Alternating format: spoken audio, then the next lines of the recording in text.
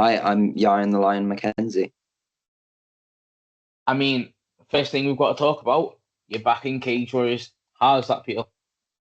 Yeah, it feels good. Obviously, I've fought on Cage Warriors twice before. Both of those times decided to just go with a one fight deal, but for this fight now, I've signed a multi-fight deal. So I'm with Cage Warriors for the next few fights. Yeah. And when did you find this out then that you're going to be fighting for Cage Warriors?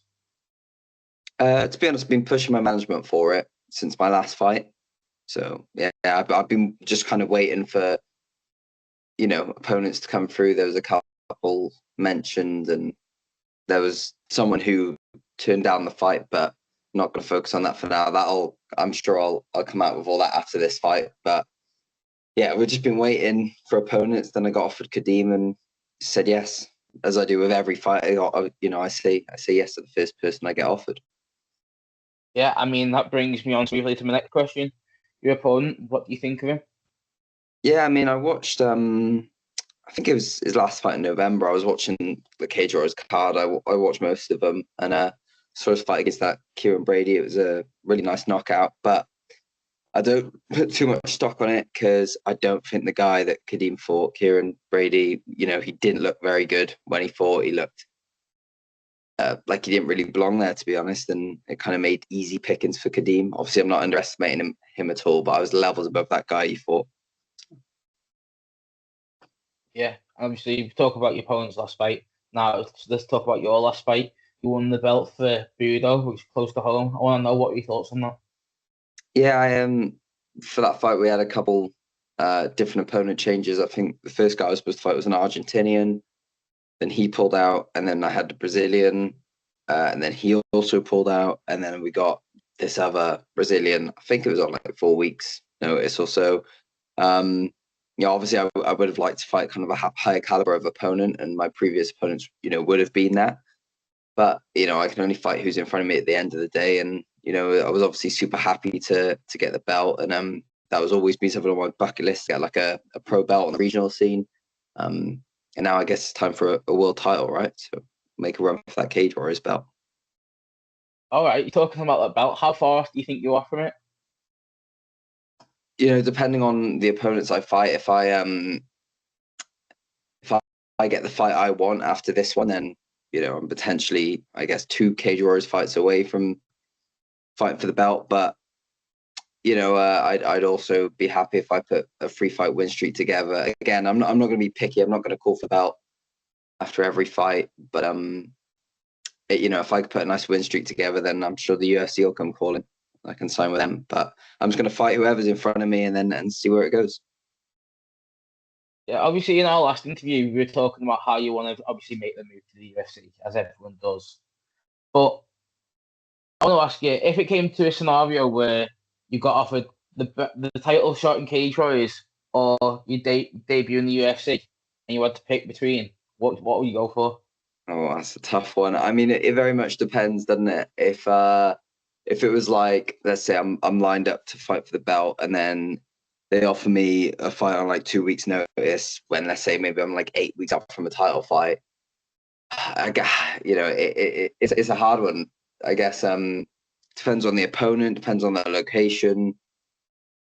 It, you know, yeah, it's a tough one. Almost an impossible answer unless that scenario is in front of me, right? But I guess I'd say UFC. If I got offered the UFC, I'd say yes without doubt. Yeah. All right, I want to talk about your career a little bit more and your record. Obviously, as a professional, every single one of your wins has come by a finish. Like, Yeah. how do you do it? Uh, I don't get paid overtime, to be honest. And the longer you're in there, the more statistically, the more chance you have of losing, right? The longer you're fighting for. So uh, it's sometimes I rush positions. Sometimes I make stupid decisions because I constantly just want to finish fights. If I could finish every fight in the first round, I would, and I do try and finish every single fight in the first round. Sometimes it goes a second, and then sometimes it just does go into the third. But I think it's a mentality thing. I think a lot of people fight to just win nowadays. I don't fight to just win. I fight to finish people. Do you know what I mean? I there can be you can leave doubts and you can leave questions when you just win a decision. Oh, he didn't deserve that win. Oh, all he did was lay and pray. All he did was jab and move. At least when you finish someone, it's cemented, right? None of whatever happened in the fight doesn't matter. The only thing that matters is that you finish them, right? So it leaves no questions. Do you also partially do it because it gives the fans something to watch and it makes people excited to see? Yeah, obviously I think there's this big thing about grapplers being boring, right? And just being lay and pray. I like to think that I'm one of the grapplers who is entertaining to watch, who's always looking for the finish. And I think that's what the difference between a grappler that's boring and a grappler that's entertaining is that you can tell the ones that are looking for the finish. They're willing to risk positions to finish the fight, and they never stop looking for it. So constantly looking to do damage, constantly looking to choke people out. And then obviously you've got grapplers who will just take down and just hold, right? And I'm not one of them. So. Yeah, and obviously we'll talk about your next fight. We're talking about your love finish. Is this going to be your game plan again then? Yeah, all goes well. I'll finish Kadeem in the first round and I'll make it look easy. So, that's what I got in my head. Obviously, he's tough and I'm sure he's going to put up a fight. But last time I thought someone was going to put up a fight was Keir Harvey. And then, he'd never been finished in his professional career. Then I went out there and subbed him in the first round, right? So, yeah, I'm confident. I genuinely am confident I can do that to any bantamweight in Cage Warriors. So that is my game plan going into this. But I always prepare for 3 hard rounds, whether it's on the feet, up against the cage, on the floor. Like I'm ready wherever it goes.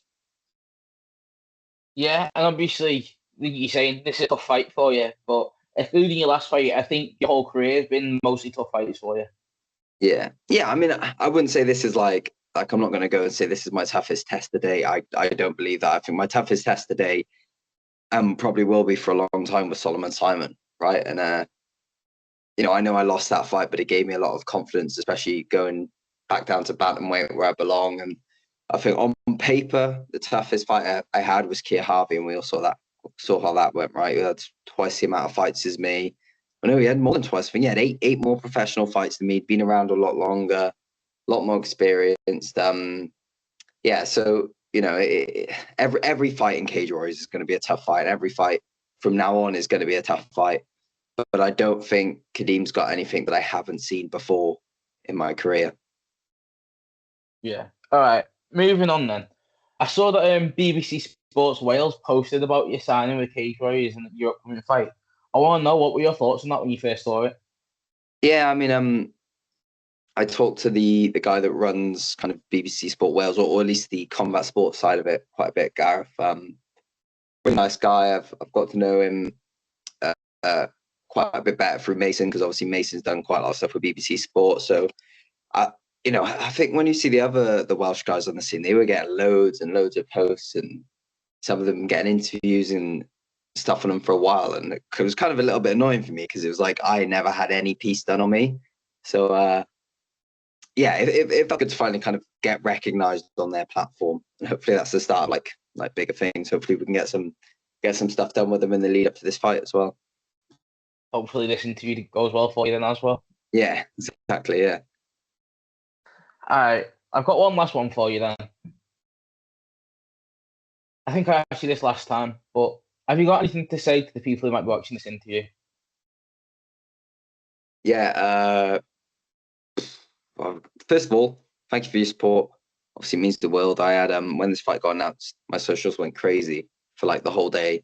So obviously, thank you for your support. It doesn't go unnoticed. And also just want to shout out all my sponsors as well, because without them, I couldn't do this full time, couldn't pursue my dreams. But yeah, finally, just tune in. Cage Warriors 208. I'm going to finish Kadeem Perkins within 2 rounds, and then I'm going to get a big fight at the end of the year. All right. Perfect. Thank you. Sweet.